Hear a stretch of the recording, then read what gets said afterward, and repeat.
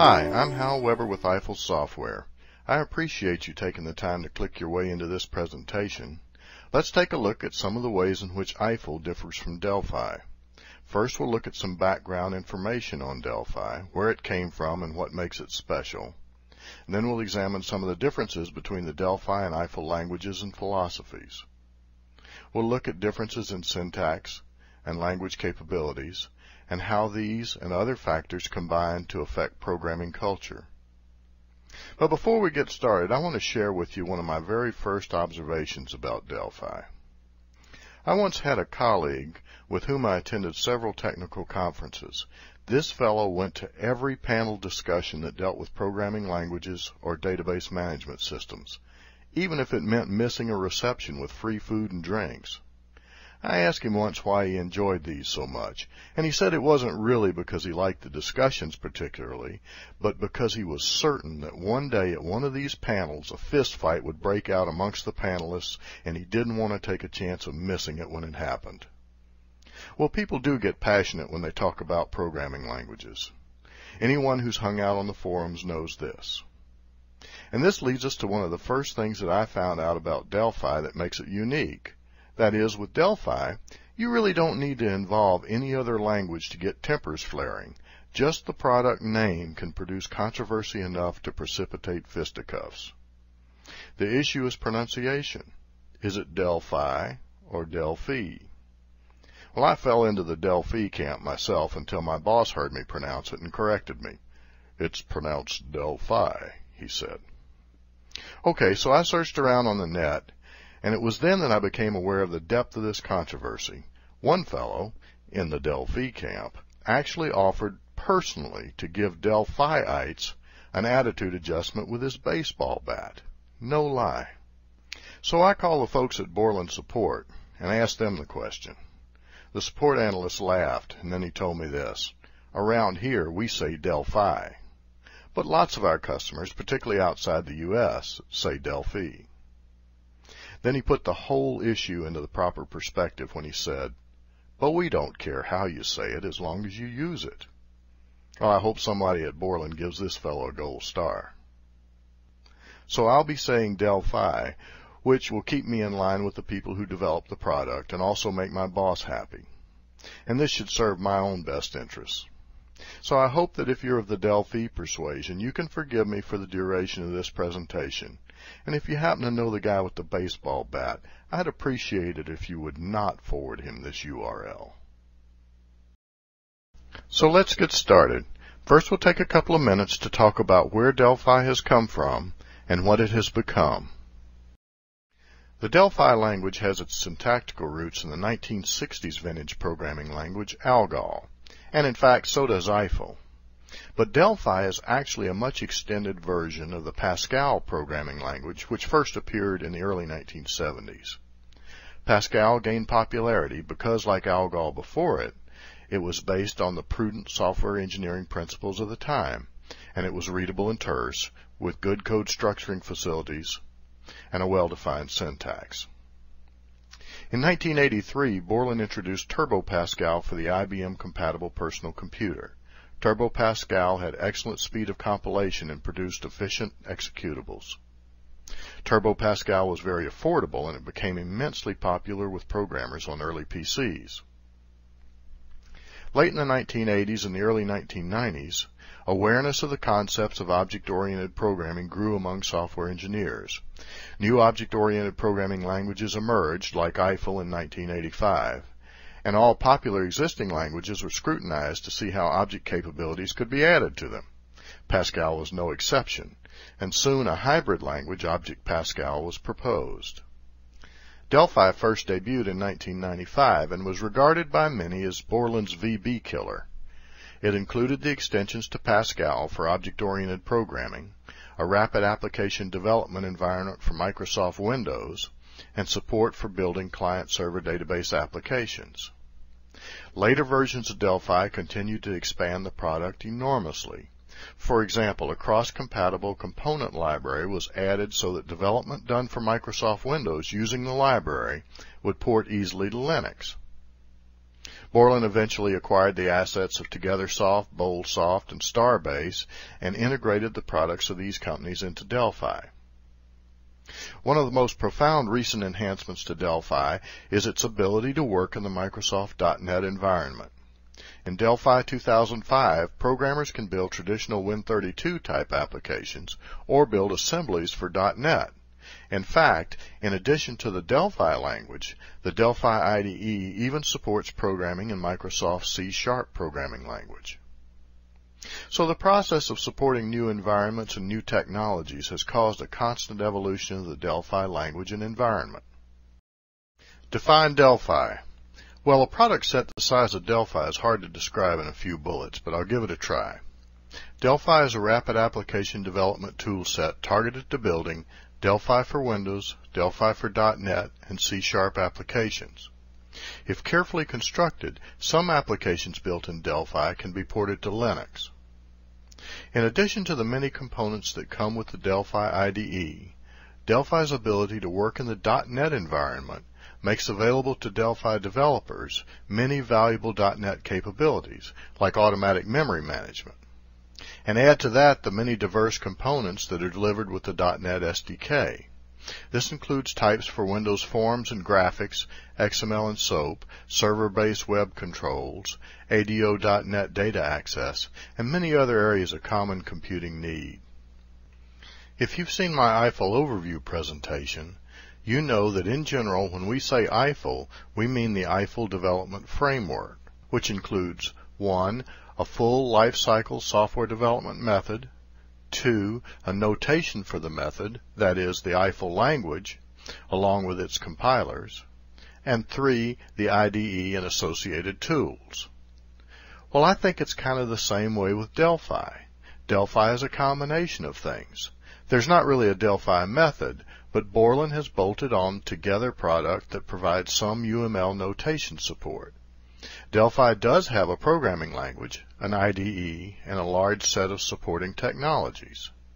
Delphi is available in more than one license level, and mostly the difference is that the more expensive licenses contain more of the supporting technologies and therefore are more appropriate for larger scale customers and projects.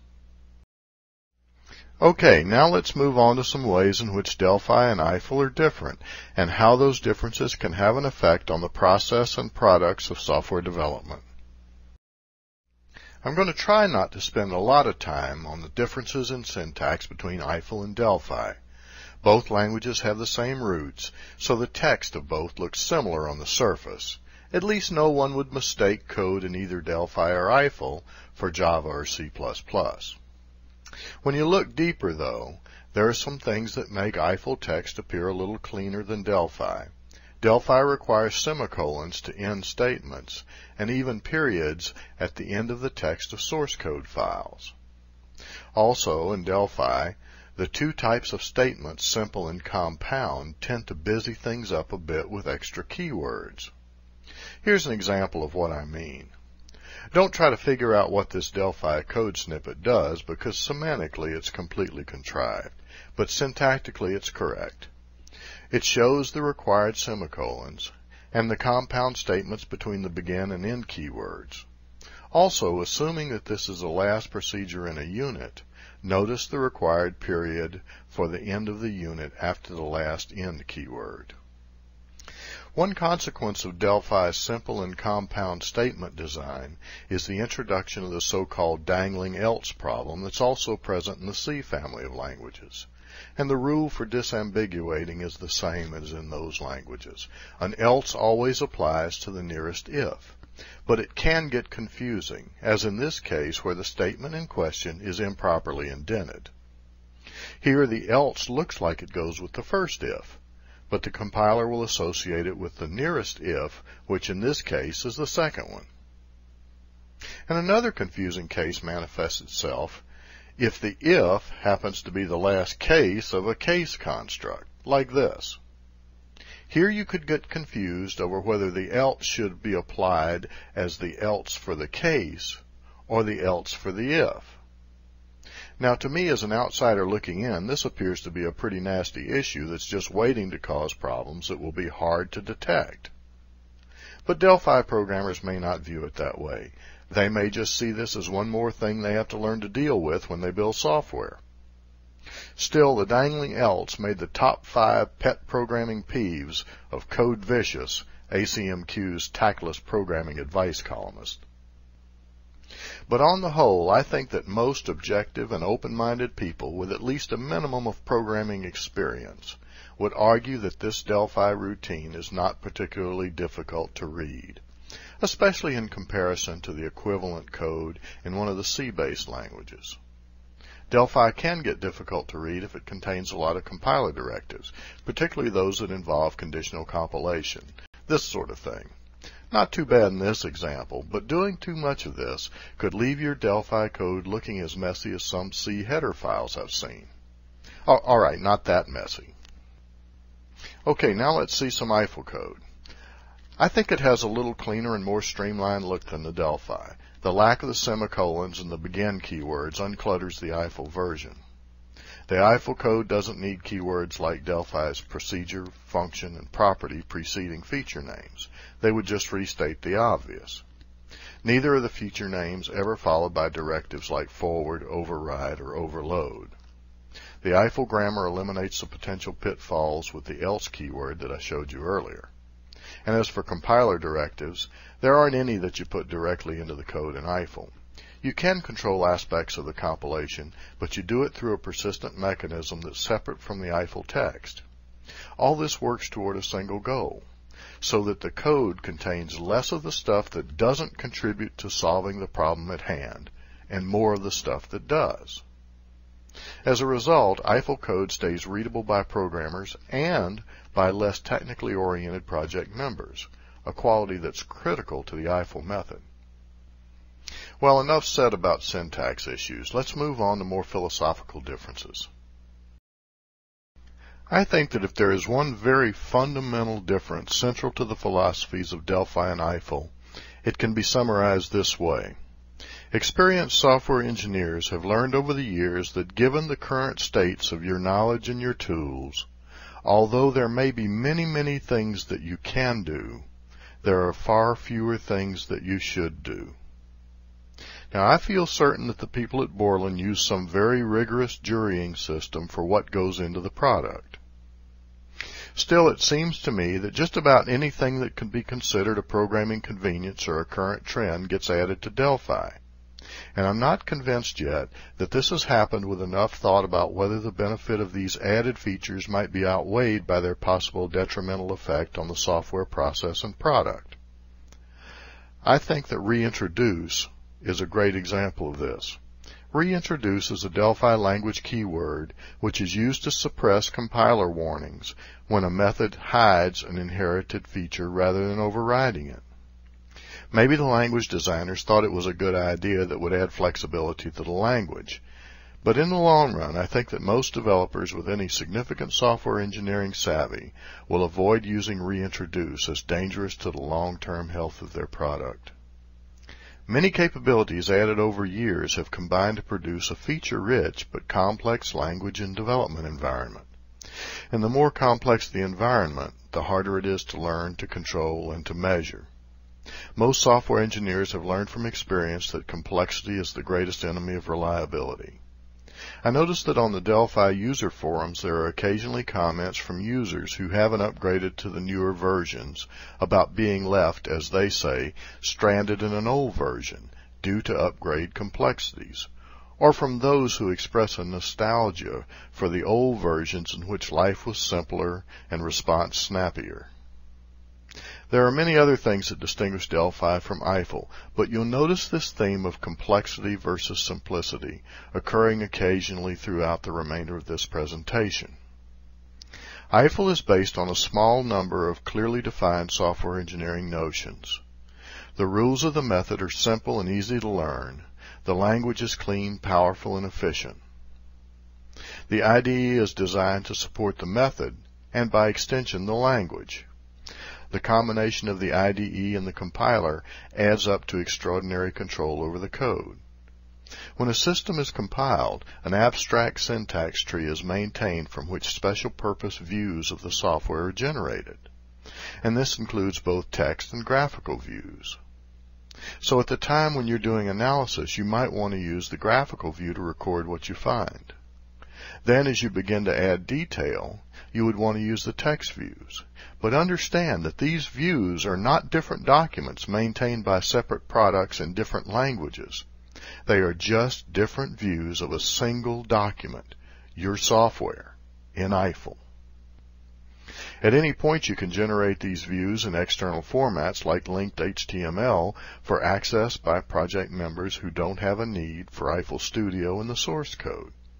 Eiffel is a full lifecycle method and is intended to be usable by all team members, not just programmers. Let's look at some specific issues now.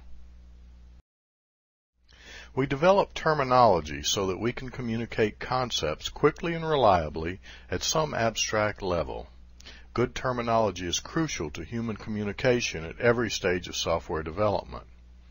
Often the terms that we employ have usage analogies in everyday life or in mathematics. For example, in both Delphi and Eiffel, we use the term function to describe a routine which returns a value and often takes one or more arguments as input. So programming functions are like the functions that we know from mathematics that map members of a domain to members of a codomain. In order to communicate reliably, the terminology we choose must be precise and unique. And that's a tall order, particularly in the software business, where new concepts are introduced at a rate that seems to exceed our ability to coin new terms to describe them. In Delphi, there seems to be more problem keeping terminology precise than in some other environments. Specifically, terms have loose definitions or are not centrally defined, or terms suffer from ambiguity, that is, a single term having more than one acceptable meaning. Let's look at a couple of examples. The terms class and object are good examples. Here's what the Delphi documentation says about these terms. Quote, "A class is a data type that encapsulates data and operations on data in a single unit. Before object-oriented programming, data and operations, functions, were treated as separate elements. An object is an instance of a class. That is, it is a value whose type is a class. The term object is often used more loosely in this documentation, and where the distinction between a class and an instance of the class is not important, the term object may also refer to a class." End of quote. Well, to make matters worse, because Delphi has strong support for Microsoft's COM, or Component Object Model, the term object could also refer specifically to a COM object. This confusion of class and object is sometimes called the standard confusion in object technology. It's difficult for me to see how any of the valuable advantages of the technology can emerge in an environment in which at times, in the words of the documentation, the distinction between a class and an instance of that class is not important. It's always important if you want the benefits of object technology. The term interface is another good example. In Delphi, each unit or module has an interface section in which all declarations are made. This is the interface in the Pascal sense. But again, because of COM support, interface could mean an interface in the specific COM sense. Interface could also mean interface in the Java or C# sense. That is, a standalone set of abstract services and possibly properties that can be inherited and implemented by a class. In Eiffel, the terminology is more precise.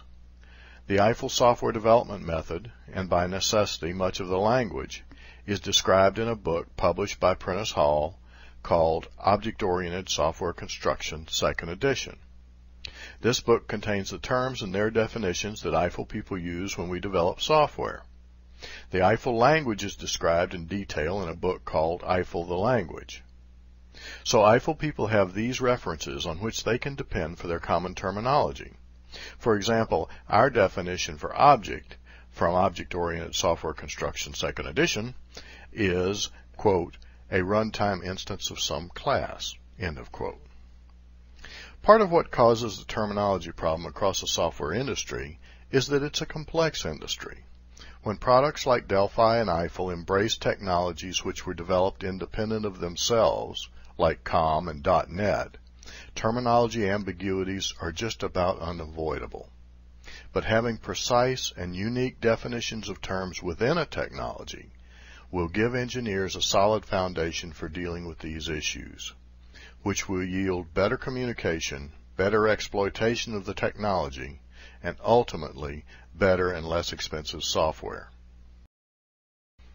Now let's consider the type systems in Delphi and Eiffel. Delphi has a type system that's not uniform. That is, you cannot investigate the semantics of each available type through a single consistent mechanism. This results in part from Delphi's heritage in procedural languages with fixed semantics. Delphi supports a large number of types. Here they are, as classified by Borland in a kind of a taxonomical tree structure. The complexity and non-uniformity of the type system makes developers use different resources to find the information that they need to build software. To understand how some of the types work, you have to look in the online help files. For example, simple, string, and some structured types are described in the Delphi concepts section of the help files. But not all types are described there. There are lots of types of the class type that are delivered with the Delphi system. So to investigate what the delivered types can do for you, you again look to the help files. But these library types are described in a different area and format than the simple, string, and structured types. You have another option with library types too. If you've licensed the source files, you can browse these for the interfaces and implementations of library types.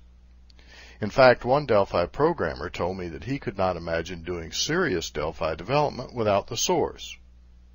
We'll get a better understanding of why this is true when we look at interfaces in more detail. Part of the essence of object-oriented programming is the ability to create classes describing new types. And of course in Delphi you can do this. So what about when you extend the type system yourself by developing new classes? As you might expect, these classes won't automatically appear in the help files. So when you or your colleagues reuse the classes you've produced, you have to look at the source code. My point here is that to understand the semantics of a particular type in Delphi, you may have to use a hodgepodge of mechanisms and resources.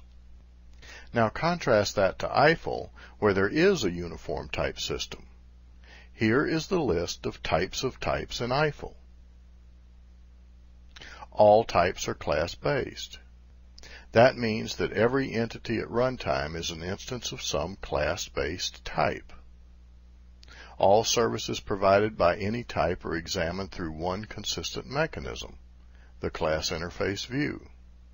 And I should note here that the term interface has somewhat different meaning in Eiffel than it does in Delphi or some other object-oriented languages. We'll take a closer look at this later. Having all these types adds to the inherent complexity of Delphi. Or for example, according to the documentation, there are 13 rules for type compatibility and 19 rules for assignment compatibility. Contrast that with Eiffel, in which there is only one rule for assignment. The type of the source entity must be compatible with that of the target. Compatibility simply means either conformance or convertibility. And conformance and convertibility can be verified easily through the same uniform type mechanism that we use to answer any other questions about types. Here's a topic that's really one of programming culture, but it's molded to some extent by language syntax. One of the common ways in which we increase software complexity and the potential for errors is when we alter the flow of control. Most modern languages give us built-in facilities that help us keep our flow of control well under control. So we have if-then-else structures for selective execution and loop structures for iterative execution. Additionally, some programming languages have removed or designed out certain ways of altering control that can cause the most significant increases in complexity and error potential if misused. Even though there were many very nice things about Pascal at the time of its design, there were some few aspects of the language design that were considered mistakes. One of these is the inclusion of the goto statement, and unfortunately goto is still available in Delphi. From all I can gather, though, the great majority of experienced Delphi programmers never use the goto in production code, and I think that speaks well for the Delphi community and bodes well for its customers.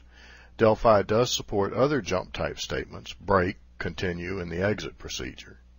Break and continue are arguably safer alternatives to goto and are used by some experienced Delphi programmers. Eiffel, on the other hand, doesn't implement any jump statements in any form. The Eiffel language implements the advice recommended by most software engineering experts since the mid-70s and even some Delphi pundits. Each routine has only one entry point, which is at the top of the routine, and one exit point, which is at the bottom. Within the routine, execution is controlled through sequence, selection, and iteration using the language facilities provided. Let's take a look at an example of some nested loops that search a two-dimensional array in both Delphi and Eiffel. Here's the code in Delphi. I used break statements in the for loops to terminate the search. This keeps me from wasting time and cycles traversing the rest of the arrays once the element's found. But the only reason the breaks are necessary is because the looping mechanism that I chose is intended to iterate across an entire interval, and as such does not let me fully specify the loop's exit condition. If I had chosen the while mechanism for my loops, as in this example, I could specify that either the upper limit to the search or the successful location of the element would be sufficient for the loop to exit, so I would not have needed the break statements. That would have left each of my structures with a single entry and exit point, and my routine less complex. One small shortcoming of the while is that it doesn't include as part of its structure a place for the initialization of the loop variables x and y, so I have to do the loop setup ahead of the while, that is, outside of the control structure. If I had used the while, my Delphi code would have looked more like this solution in Eiffel. Now it turns out that I intentionally formatted this snippet so it looks as much as possible like the Delphi snippet before it. But this next view shows it more in the generally accepted Eiffel coding style. The style dictates that the required looping keywords from, until, loop, and end are aligned on the left like this. So you can see clearly that there's a place for loop initialization, the full exit condition, and the iteration code. This complete looping mechanism is the only looping mechanism available in Eiffel. I heard from one Delphi programmer who is now using Eiffel quite a bit that at first he found Eiffel's from until loop end syntax strange because it seemed so different. Arbitrarily deviant were his exact words, from the many looping mechanisms in other languages. But like everything in Eiffel, this one looping form is truly well thought out.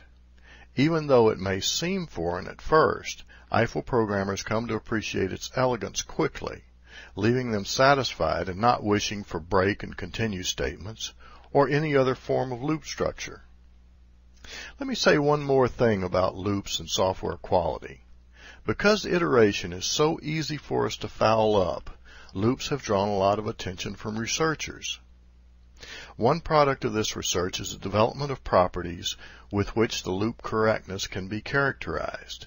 These properties, loop variant and loop invariant, are implemented in Eiffel as an optional part of the Eiffel looping construct.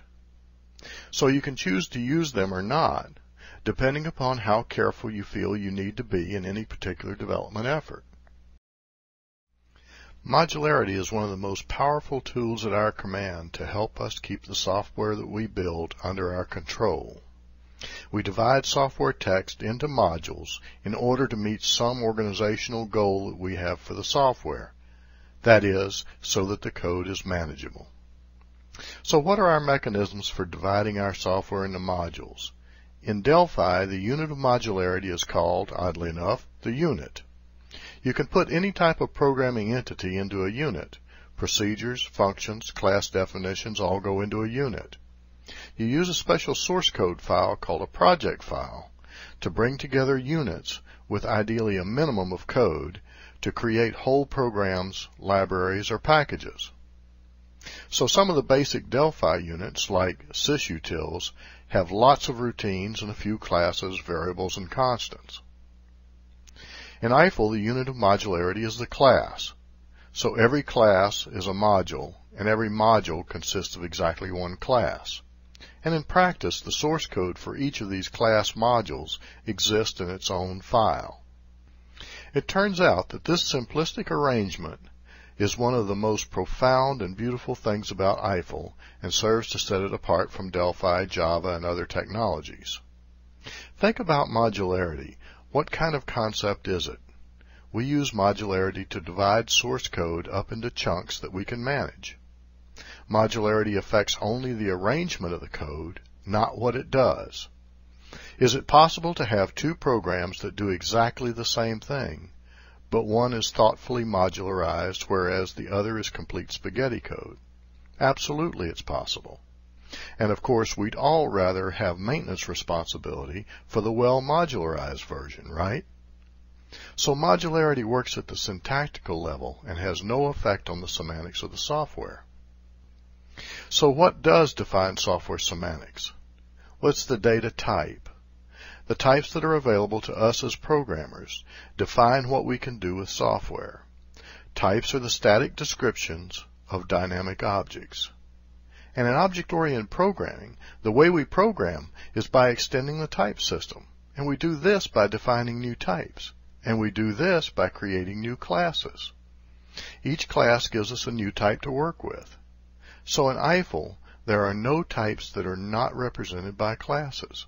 This allows each module of code to contain exactly one class. And this is where the power and the elegance come in. We get a pure, simple model of the building blocks of software. Every type, the semantic notion, is implemented in a module, the syntactic notion, called a class, the merger of the two notions and the atomic unit of software reuse. From the viewpoint of the module, we have a set of software services. From the viewpoint of the type, we have a description of a class of objects. The class connection is this. The services of the class, viewed as a module, are exactly those operations applicable to the instances of the class, viewed as a data type. And this purely object-oriented view spawns fundamental changes in the way that we regard software. We don't think of our executable products as programs anymore. Rather, we think of each product as a system of classes related to each other using the only two allowable relationships in object-oriented computing, client-supplier and inheritance. Many years ago, one of the things that surprised me when I first looked at Pascal programs was it seemed to me that they were written upside down. All of the most trivial and least abstract routines were at the top of the program file, and the most abstract and centrally controlling routines appeared at the bottom. At that time, I entertained naive thoughts that this was part of the Pascal mystique, something that I just didn't understand about the way Pascal programmers thought. But now I think it's less the Pascal mystique and more catering to the Pascal compiler. In Delphi, before you can call a routine or reference a field, you must have already defined it. Now that doesn't mean like already defined it yesterday or last week. It means that the feature must be defined, or at least promised to be defined, at some point closer to the beginning of the source code file than the point at which it's used. One tutorial says this is like many programming languages, which I think really means like C. Even though this restriction is even present in the Pascal language specification, it's hard to understand what software engineering value it has. And that view is supported by the existence of the forward keyword that gives a promise that a feature will be defined. Having forward back in the old days would have let those procedural Pascal programmers write their software right side up. At any rate, it adds nothing to the quality of the software produced in Delphi. In fact, one could easily argue that the placement of software elements in an order dictated by the workings of the compiler might easily have a negative overall effect on quality. The way that we arrange software text should serve only the purpose of enhancing some factor of software quality. In Eiffel, the features of classes, that is, their attributes, procedures, and functions, are grouped in meaningful, related categories within the class, with no dependence upon how they reference each other or in what order their definitions occur. Another compiler-oriented problem occurs in Delphi when recursive references are made across Delphi units. If you have a unit called X, and in its interface it specifies that it uses things in another unit, say unit Y, then unit Y is not allowed to say that it uses unit X. Here again, the restriction doesn't seem to have any software engineering basis. It's just because of the way the compiler works. Here's the type of problem this restriction would cause. Suppose that you studied object-oriented software construction and you became aware that the approach of classes, module, and type made perfect sense for object-oriented programming. To adopt this approach, if you're working in Delphi, you'd probably try to produce units that contain only one class. But in the long term, that wouldn't work out very well. You'd have to list every individual class upon which a class you're writing depends in the uses part of that class. Then as soon as you had a client cycle, say class type T-person has a home of type T-dwelling, and a T-dwelling has a builder of type T-person, then it would be game over for your new strategy because of the restriction on recursively dependent units in Delphi. In Eiffel, all classes are first-class citizens, regardless of their relationships to each other. Classes are grouped together in what we call clusters. The classes in a cluster will generally all share some common theme or functionality. For example, in the class libraries delivered with Eiffel, there's a cluster called structures, which contains the classes that describe commonly used data structures. When you create an Eiffel system, you specify a set of clusters into which the compiler can look to find the classes necessary to build your system. The set of classes in these available clusters is described by the Eiffel term universe. You specify the universe's clusters in a project description outside of the Eiffel source code, so the dependencies within the Eiffel code are only those that are relevant to the types involved. The compiler then searches the universe to find the classes necessary to compile the system. Let's turn to a topic now that you will see is also in a way related to catering to the compiler: interfaces. And we'll talk a bit about implementation too. For the purpose of this discussion, when I say interface in Delphi terms, I mean the stuff that goes in the interface section of a Delphi unit containing class definitions. It's generally accepted as good software engineering practice to be able to view the interface of a class separate from the implementation of the class. The interface tells us what services are available on instances of the class, and the implementation tells us how these services are represented or computed. One of the primary goals of object orientation is the reduction of software cost through software reuse. So as reuse consumers, it's in our best interest to view a class, at least at first, through its interface. In Delphi, you code the interface section of a unit in a separate area of the source file from the implementation. The interface area contains the interfaces for each class in the unit. And then in the implementation area, all the signatures for the class's routines are coded again, this time with their implementations. I think there's some problems with this approach. First, you have to code information about all the routines twice, once in the interface and once in the implementation. That in itself isn't too terrible, it's just a pain. But it does ensure that the interface is viewable separately from the implementation. More important, though, is the fact that the interface only contains declarations and call signatures. So for routines, there's nothing there other than the routine name, argument and return value types, and possibly some comments that tell potential reuse consumers what the routine does. Also, you have to list all routines, properties, and fields in the interface, including the private ones, and I think this is a little odd. If I'm writing a class that's a client to a class that you wrote, the private stuff is at best irrelevant to me, and at worst harmful to me, because even though I can't access the private stuff, it might reveal to me knowledge that will allow me to write an implementation-dependent client. And that client could break if you change the implementation of your class. And this is where I think the interface issue is again catering to the compiler. It's likely that the private stuff is in the interface for the sake of the compiler's definition point restriction, not for the sake of the software engineering team. There's something that bothers me about the implementation section too. There's no natural class cohesion or modularity within the implementation as there is in the interface section. The implementation section is just a list of routines with their implementation, and in each case the routine name is preceded by the class name.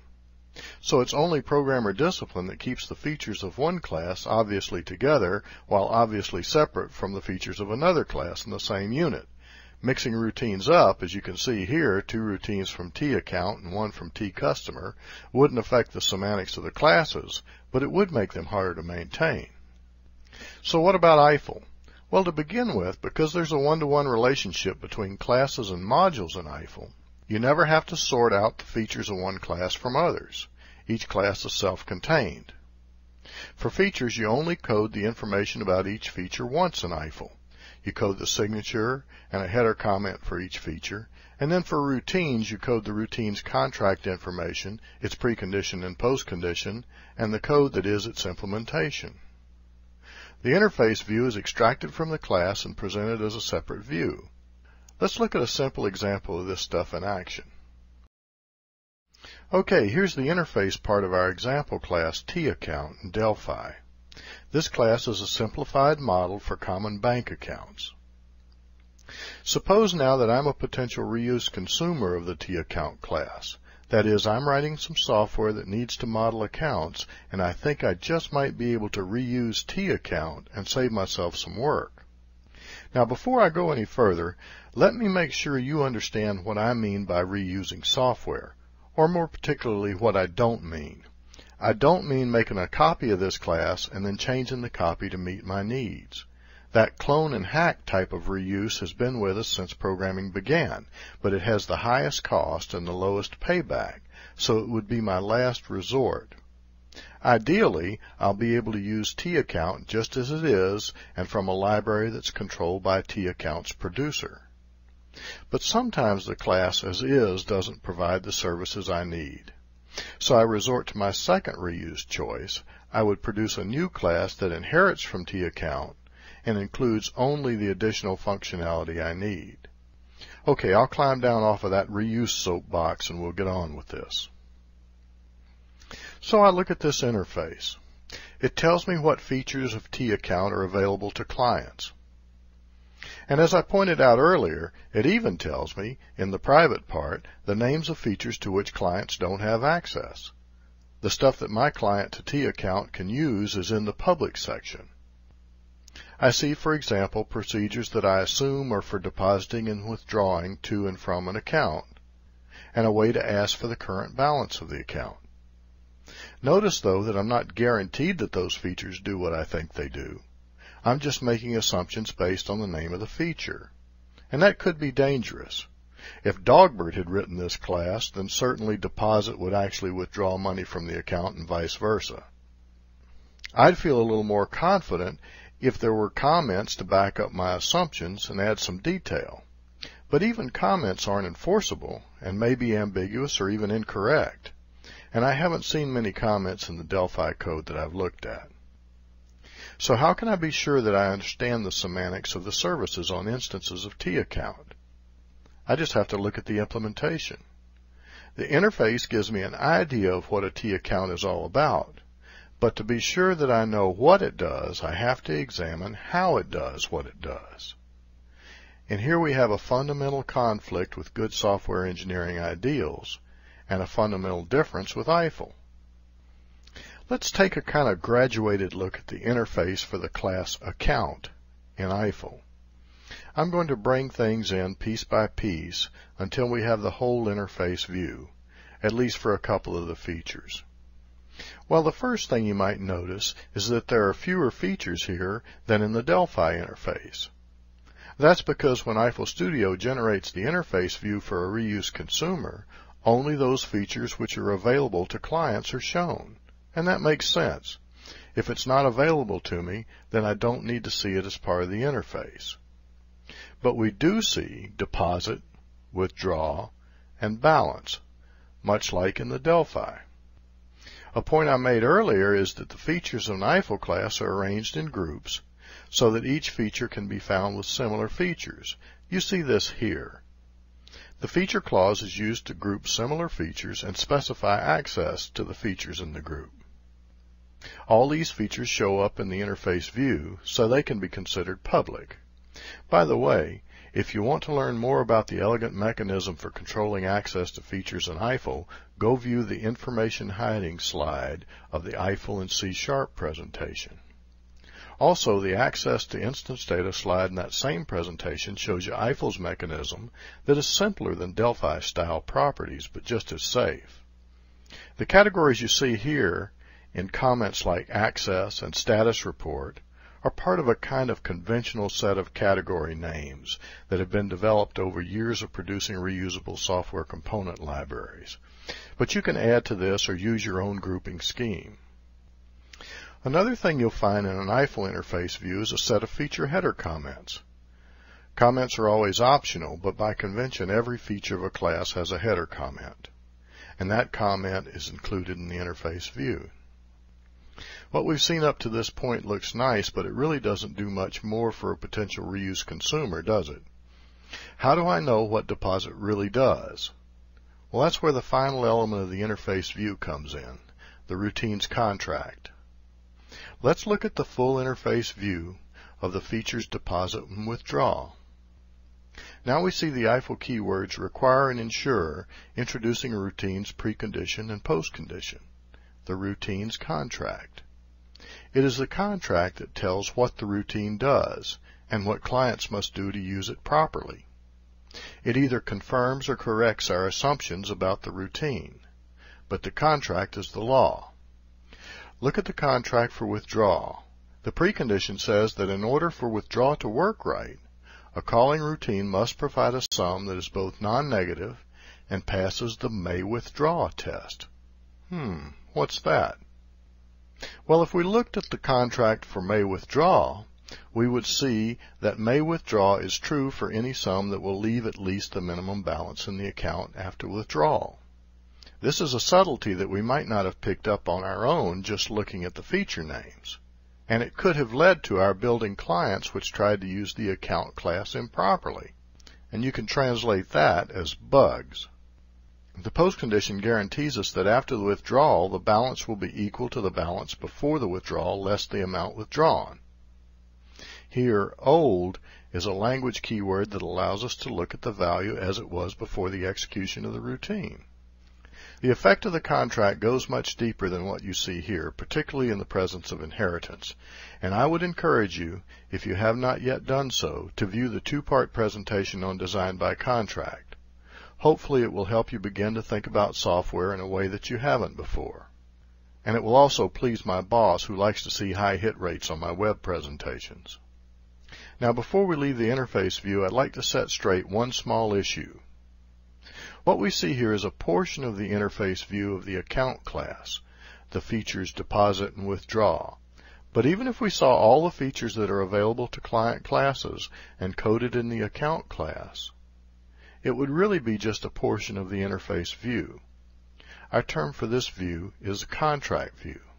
Technically speaking, the interface view in Eiffel, which is also generated automatically by Eiffel Studio, contains all the publicly available features of account, whether they are coded directly in accounts class text or come to account from any of its ancestors. Okay, well that was a lot of information. Let's wrap it up. There are lots of other things we could say about the differences between Delphi and Eiffel, like the fact that Eiffel features don't have to be marked virtual to be redefined in descendant classes or to be bound dynamically. Like the fact that Eiffel supports covariant modeling for arguments and results, allowing your software solution to look more like the problem domain it models. Like the fact that Eiffel uses constrained generic classes and other type-safe mechanisms to eliminate the need for troublesome features like pointers and typecasting. But in the interest of time, I'm not going to mention any of those. What I've tried to do, though, is to cover some of the differences that I believe can have the most profound effect on software quality and cost. Delphi is a combination of things, a programming language, an IDE, some high-level tools. Eiffel is a combination of things too. Eiffel starts with a method, then adds a notation to express the method, from concept to implementation. Then adds the IDE and tools, again to support the method. So in Eiffel, there's a seamlessness in which everything is there to support a clean, simple, effective software development method. Delphi supports many technologies, including Microsoft.NET. Many additions have been made to the language and the IDE to accommodate these technologies, some by bolting on third-party products. Eiffel supports many technologies, including .NET as well. But because Eiffel is based on a richer, purely object-oriented model, fewer changes have had to be made to the language and the environment to embrace new technologies. The Delphi language is a hybrid language and as such carries a lot of baggage forward.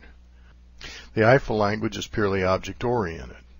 Features such as multiple inheritance, designed by contract, and genericity have been in Eiffel since the beginning and enable developers to improve software economics dramatically over procedural and hybrid approaches. Although Delphi is fairly readable by programmers, it's still a language for programmers.